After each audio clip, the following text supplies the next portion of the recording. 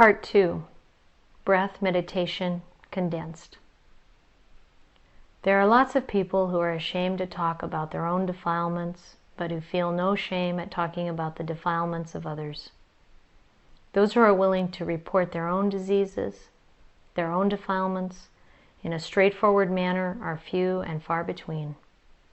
As a result, the disease of defilement is hushed up and kept secret, so that we don't realize how serious and widespread it is. We all suffer from it, and yet no one is open about it. No one is really interested in diagnosing his or her own defilements.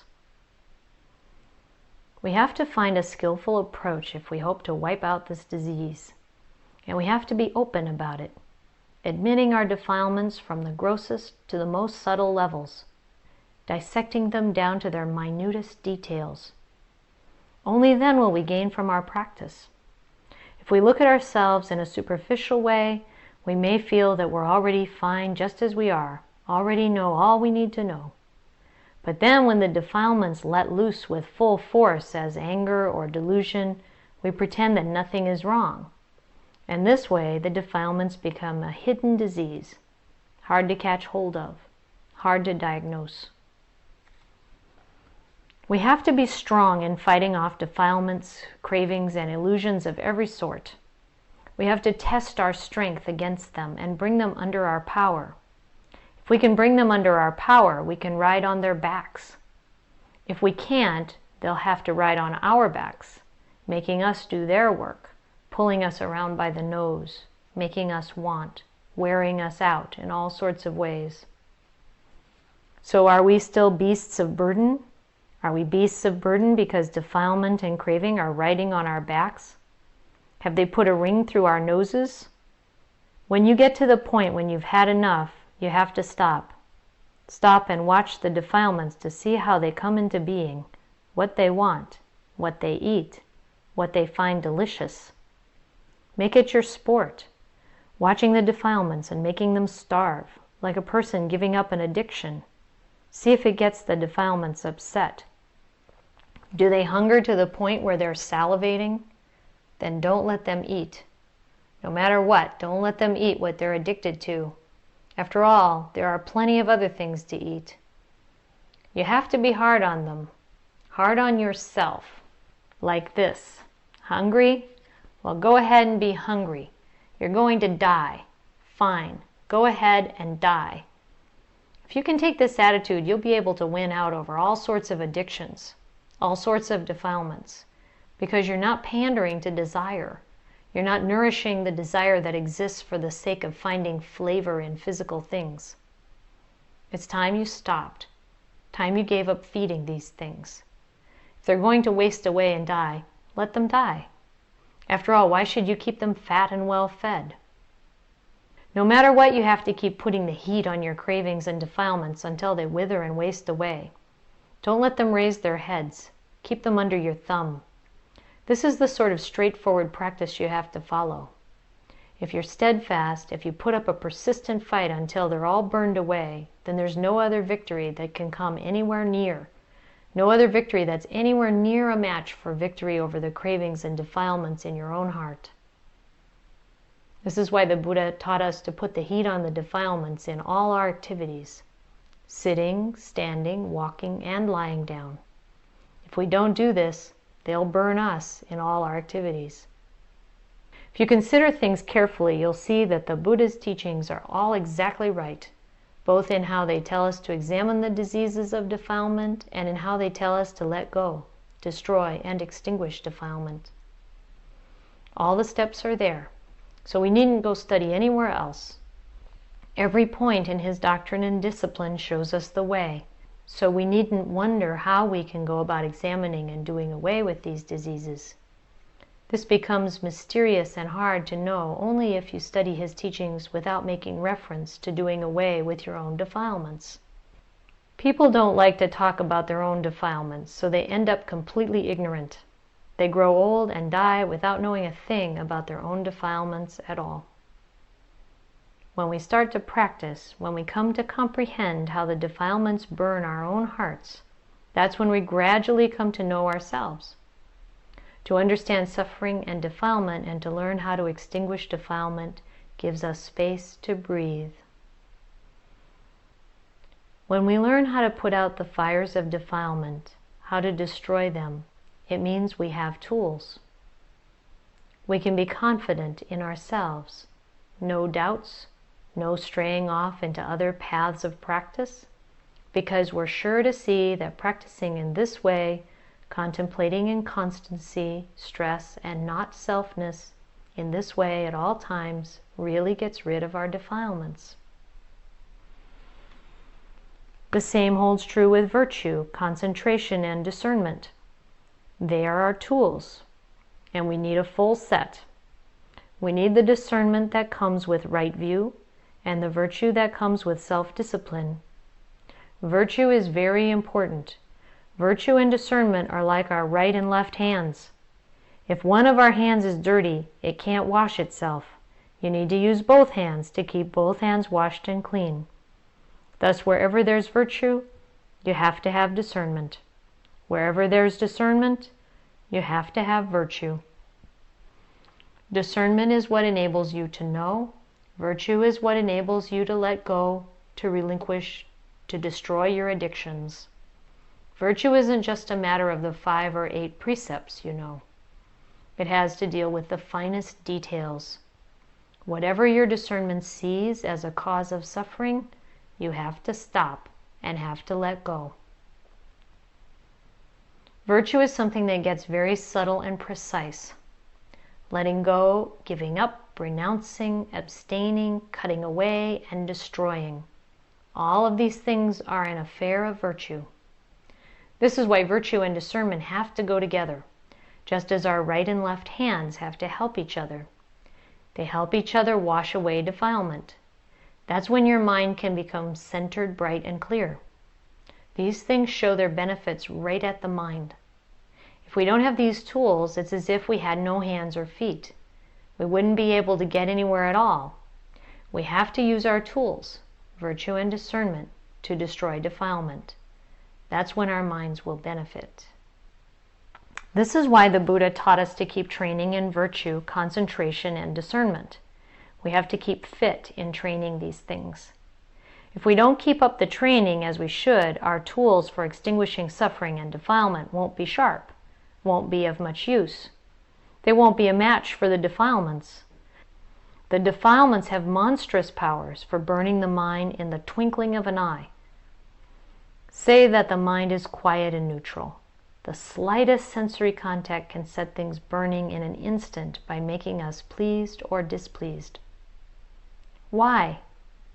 Sensory contact is our measuring stick for seeing how firm or weak our mindfulness is. Most of the time, it stirs things up.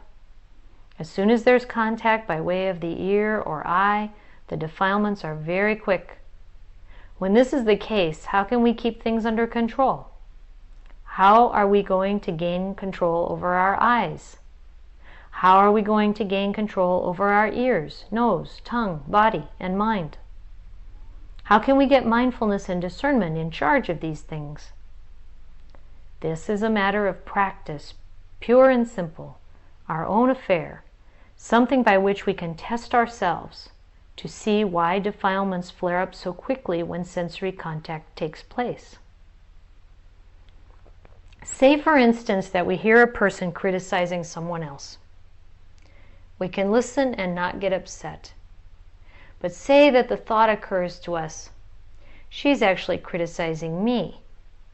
As soon as we conjure up this me, we're immediately angry and displeased. If we concoct very much of this me, we can get very upset. Just this fact alone should enable us to observe that as soon as our self gets involved, we suffer immediately. This is how it happens. If no sense of self comes out to get involved, we can remain calm and indifferent. When they criticize other people, we stay indifferent.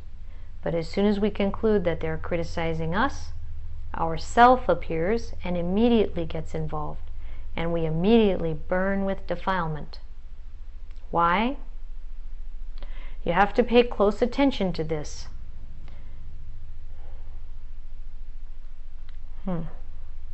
Why? Why? You have to pay close attention to this. As soon as your self arises, suffering arises in the very same instant. The same holds true even if you're just thinking. The self you think up spreads out into all sorts of issues. The mind gets scattered all over the place with defilement, craving, and attachments. It has very little mindfulness and discernment watching over it, so it gets dragged every which way by defilement and craving. And yet we don't realize it. We think we're just fine. Is there anyone among us who really realizes that this is what's happening? We're too weighted down with our own delusions. No matter how much the mind is smothered in the defilement of delusion, we don't realize it, for it keeps us deaf and blind. There are no physical tools you can use to detect or cure this disease of defilement because it arises only at sensory contact. There's no substance to it.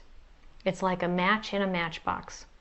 As long as the match doesn't come into contact with the friction strip on the side of the box, it won't give rise to fire. But as soon as we strike it against the side of the box, it bursts into flame. If it goes out right then, all that gets burned is the match head. If it doesn't stop at the match head, it'll burn the matchstick.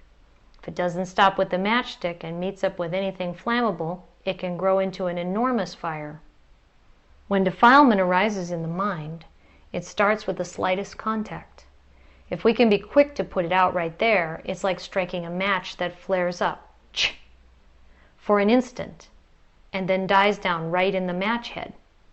The defilement disbands right there.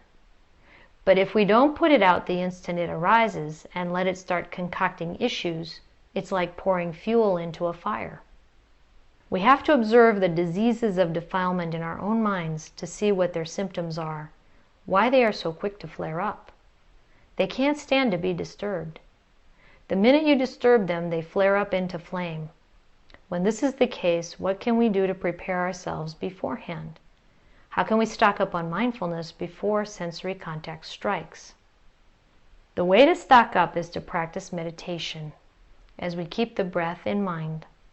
This is what gets our mindfulness prepared so that we can keep ahead of defilement, so that we can keep it from arising as long as we have our theme of meditation as an inner shelter for the mind.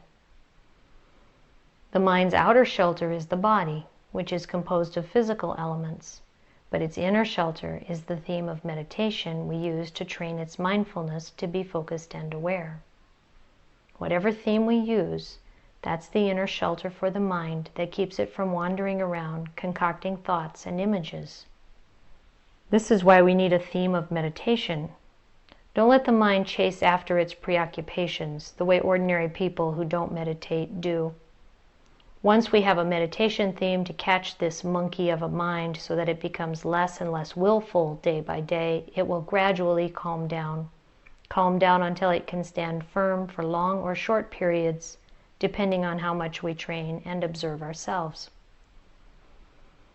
Now, as for how we do breath meditation, the texts say to breathe in long and out long, heavy or light, and then to breathe in short and out short, again, heavy or light. Those are the first steps of the training. After that, we don't have to focus on the length of the in-breath or out-breath.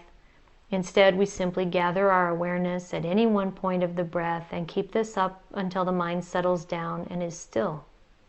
When the mind is still, you then focus on the stillness of the mind at the same time you're aware of the breath. At this point, you don't focus directly on the breath. You focus on the mind that is still and at normalcy. You focus continuously on the normalcy of the mind at the same time that you're aware of the breath coming in and out, without actually focusing on the breath. You simply stay with the mind, but you watch it with each in and out breath. Usually when you are doing physical work and your mind is at normalcy, you can know what you're doing. So why can't you be aware of the breath? After all, it's part of the body. Some of you are new to this, which is why you don't know how you can focus on the mind at normalcy with each in and out breath without focusing directly on the breath itself. What we're doing here is practicing how to be aware of the body and mind, pure and simple, in and of themselves. Start out by focusing on the breath for 5, 10, or 15 minutes. Breathe in long and out long, or in short and out short. At the same time, notice the stages in how the mind feels, how it begins to settle down when you have mindfulness watching over the breath.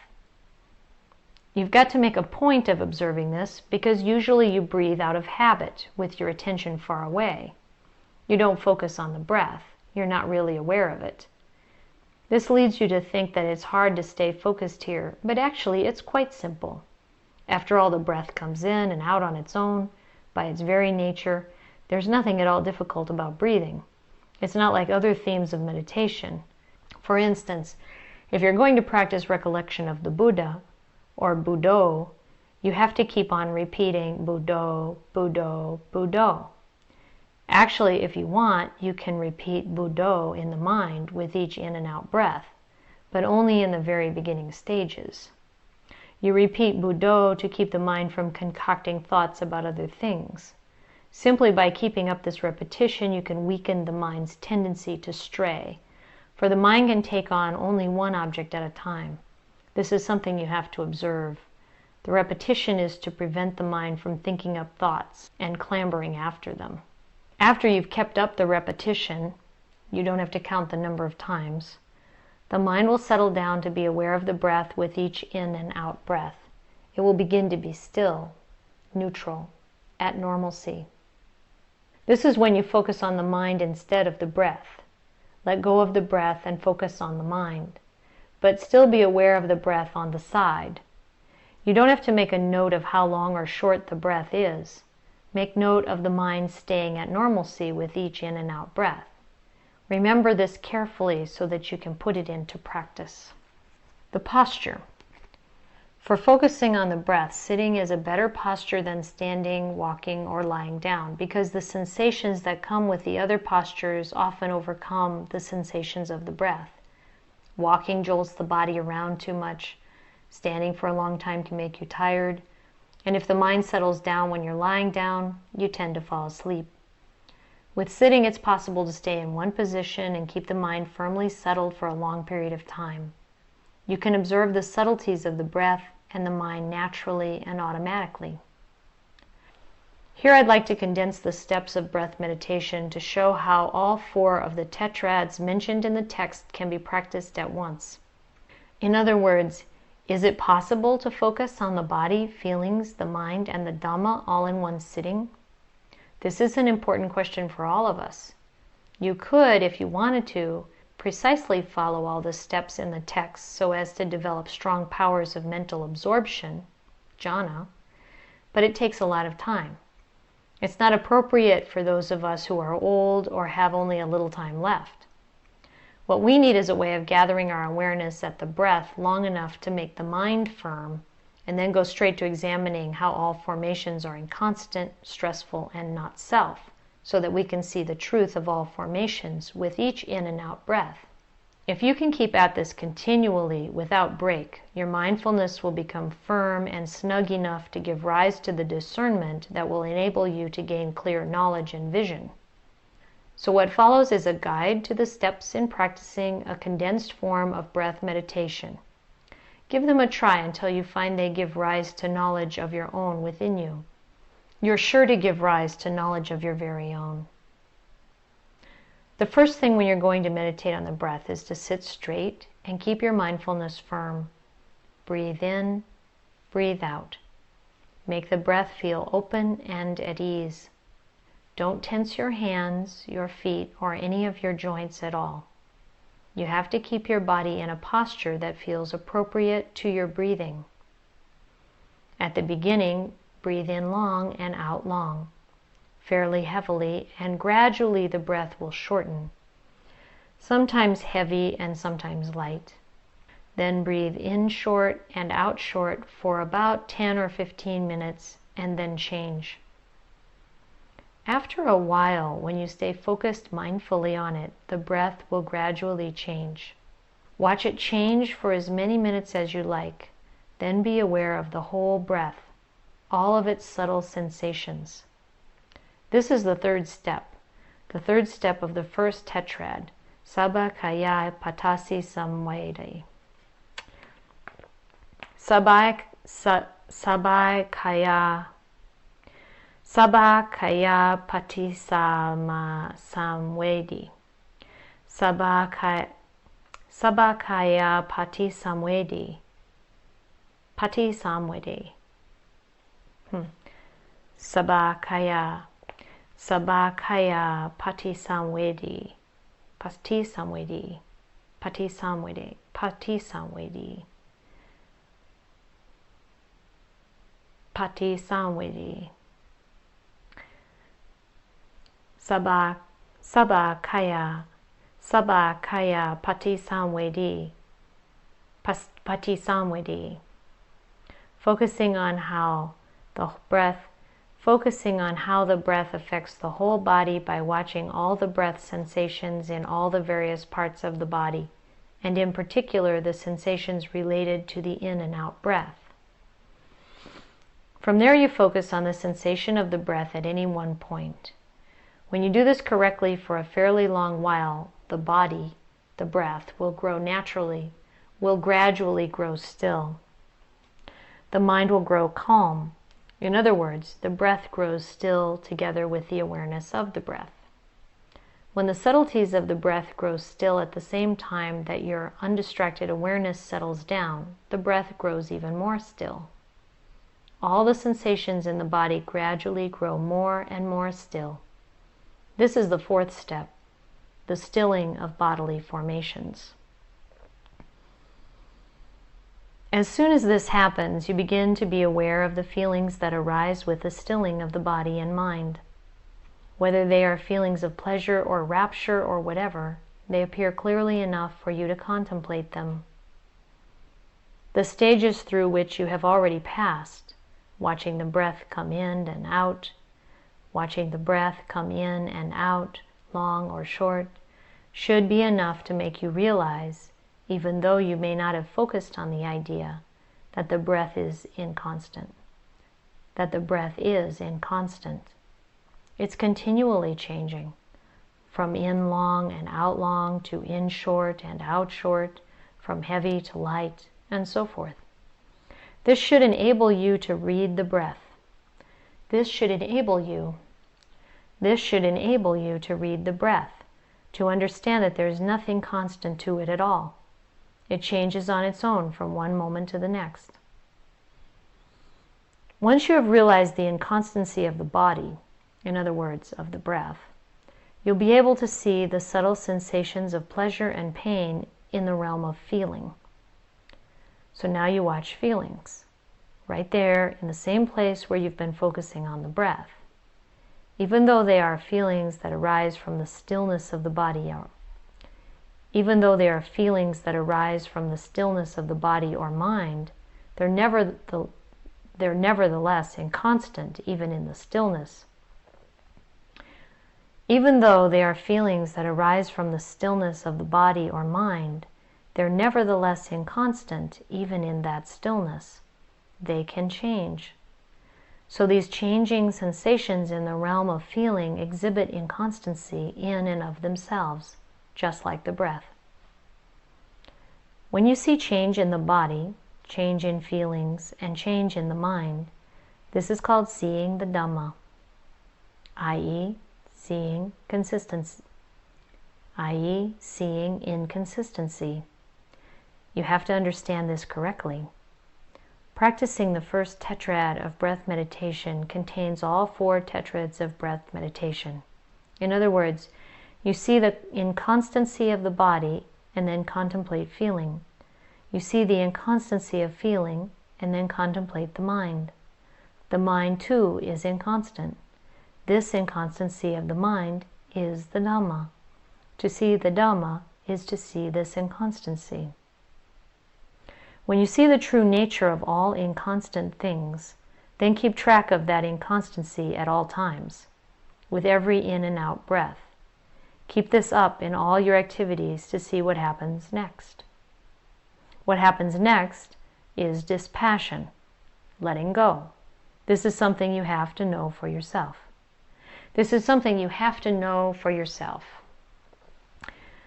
This is something you have to know for yourself. This is what condensed breath meditation is like. This is what condensed breath meditation is like. I call it condensed because it contains all the steps at once. You don't have to do one step at a time. Simply focus at one point, the body, and you'll see the inconstancy of the body. When you see the inconstancy of the body, you'll have to see feeling. Feeling will have to show its inconstancy. The mind's sensitivity to feeling and its thoughts and imaginings are also inconstant. All of these things keep on changing. This is how you know inconstancy. If you can become skilled at looking and knowing in this way, you'll be struck with the inconstancy, stressfulness, and not selfness of yourself, and you'll meet with the genuine Dhamma. The Dhamma that's constantly changing like a burning fire, burning with inconstancy, stress, and not selfness, is the Dhamma of the impermanence of all formations. But further in the mind or in the property of consciousness, is something special, beyond the reach of any kind of fire. There's no suffering or stress of any kind at all. This thing that lies inside, you could say that it lies within the mind, but it isn't really in the mind. It's simply that the contact is there in the mind. It's simply that the contact is there at the mind. There's no way we can really describe it. Only the extinguishing of all defilement will lead you to know it for yourself. This something special within exists by its very nature, but defilements have it surrounded on all sides.